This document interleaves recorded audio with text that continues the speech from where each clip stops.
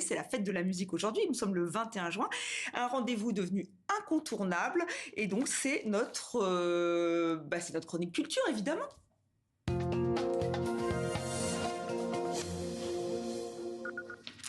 Une fête de la musique qui marque le grand retour de la vasque olympique, regardez.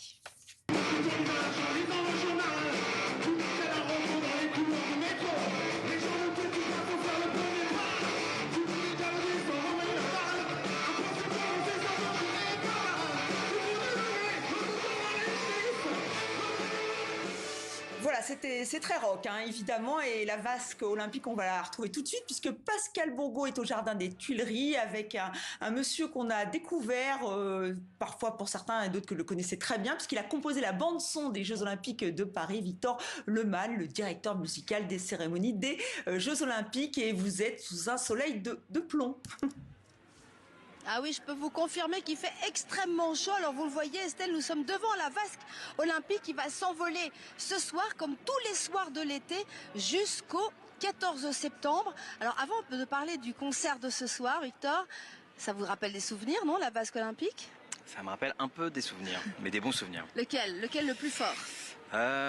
Comme ça, ce qui me vient, c'est Amadou et Mariam qui jouent devant la vasque le soir de la cérémonie de clôture paralympique. Plus Amadou est décédé depuis, ça m'a fait, j'y pensais tout à l'heure, ça m'a fait un truc, mais tellement d'autres souvenirs. La cérémonie d'ouverture, bien sûr, quand les derniers relayeurs arrivent, ouais, c'est très très fort.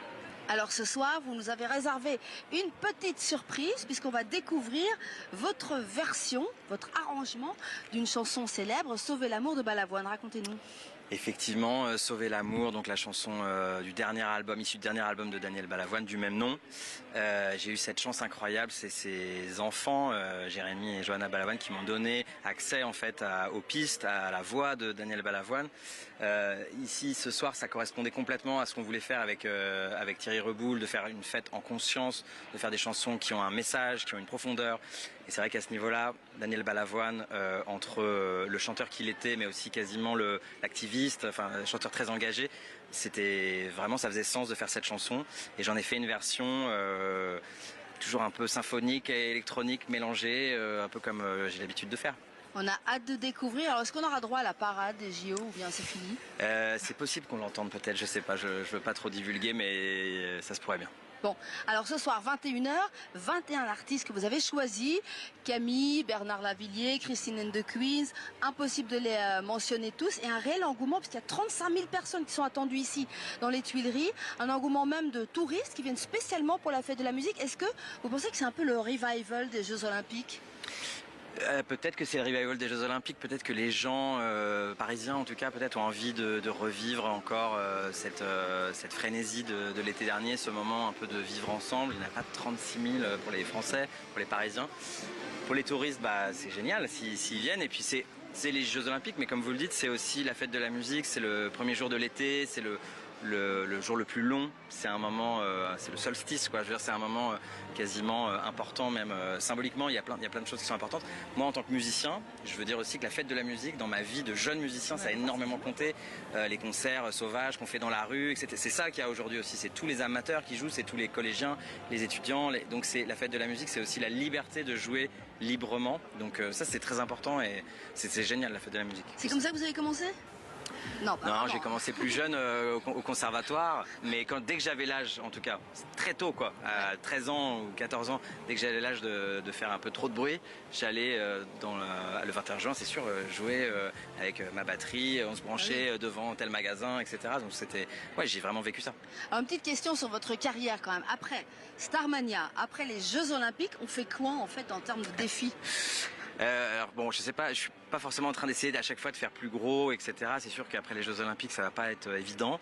En revanche, j'ai envie de rester connecté à ce que j'ai pu toucher un peu avec les Jeux Olympiques et le côté 360 degrés, c'est-à-dire travailler avec de la danse, avec des chanteurs, des chanteuses, avec de la narration, avec de l'émotion à plein d'endroits. Et c'est pas juste un disque, c'est de la musique un peu en 3 dimensions où ça touche à plein de corps de métiers différents.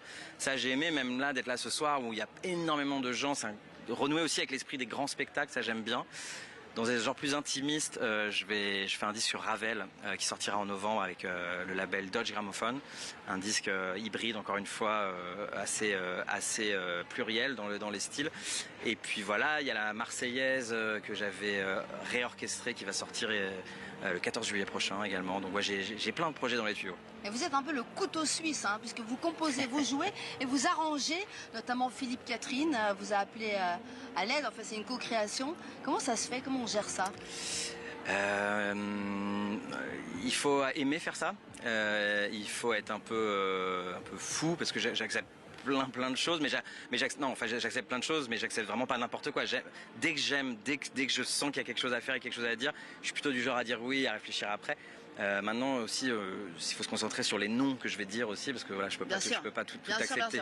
Voilà. Alors, on va finir en musique, forcément, avec un jeune artiste français, Maxi Baby, qui va chanter un américain que vous allez tout de suite reconnaître.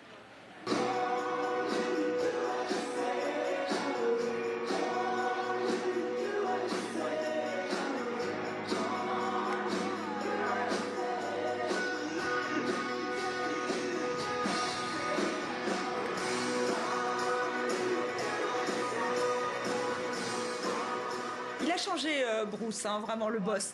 Merci infiniment, Pascal. Merci aussi à Camille Ballan qui a assuré ce duplex et à votre invité, Victor Lemann, évidemment. Bonne fête de la musique à vous trois.